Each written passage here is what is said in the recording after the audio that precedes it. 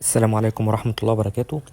أصدقائي، النهاردة معنا فيديو جديد مع أحدث أخبار النادي الأهلي. عندنا كام خبر النهاردة. هنقول أول حاجة إن بيراميدز بيهدي الدوري للنادي الأهلي. بيراميدز النهاردة بيتغلب من سموحة 2-1 في مفاجأة من العيار التقيل، والماتش دوت افتكروا إن هو هيهدي الدوري إن شاء الله للنادي الأهلي. بالنسبة لأخبار النادي الأهلي، في مفاجأة مش حلوة.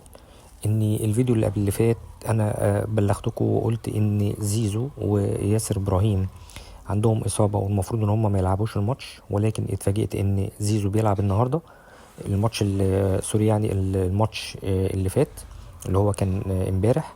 واللي حصل ان زيزو طلع مصاب، ومع الاسف ان زيزو كان راجع بشد بسيط من مباراة افريكانز، ولكن الإصابة اتفاقمت عند زيزو وأصبحت مزق هيتطلب أجازة أو راحة من التدريبات لمدة 3 أسابيع إن لم يكن شهر.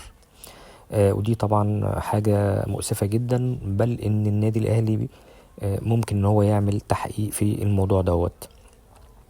الحاجة التانية إن النادي الأهلي النهاردة كان واخد راحة بناء على تعليمات المدير الفني يستورب، وبكرة إن شاء الله هيبقى التدريب الساعة 11، وتتوجه بعثة النادي الأهلي